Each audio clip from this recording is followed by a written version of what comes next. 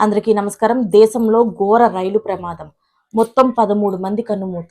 98 మందికి పైగాను తీవ్ర గాయాలు. అసలు వాళ్ళకి ఏం జరిగింది? ఎలా జరిగింది ఈ ప్రమాదం అని పూర్తి వివరాలు తెలుసుకునే ముందు వీడియోనైతే పూర్తిగా చూసి ఒక సబ్స్క్రైబ్ అయితే చేసుకోండి.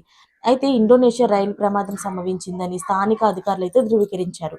ఇది కూడా మెక్సికోలోని దక్షిణ రాష్ట్రంలోని ఒక ఎన్సికాలో అయితే జరిగింది. అయితే రైలు ట్రాక్‌ను తప్పడం వల్ల ఈ ఘాతుకం అయితే జరిగిందని, ఇందులో మొత్తం 13 మంది చనిపోయినట్లుగా ఈ ధృవీకరణ అయితే బయటపడింది. అధికారులైతే ధృవీకరించారు. అయితే ఆ రైల్లో మొత్తంగా 250 మంది ప్రయాణికులను తరలిస్తూ వీరిలో 241 మంది సాధారణ ప్రయాణికులైతే 9 మంది రైలు సిబ్బంది ఉన్నారు.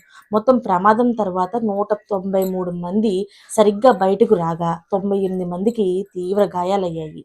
అయితే గాయపడిన వారిలోని 36 మంది ప్రస్తుతం వైద్య సదుపాయాలతోని చికిత్స అయితే పొందుతున్నారు. వీరిలోని ఈ గాయపడిన వారిలో 5గురి పరిస్థితి విషమంగా కూడా ఉంది.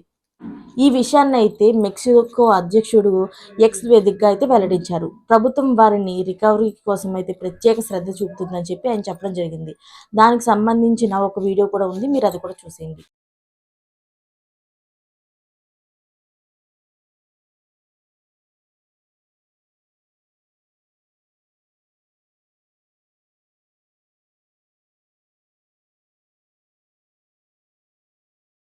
Thanks for watching friends.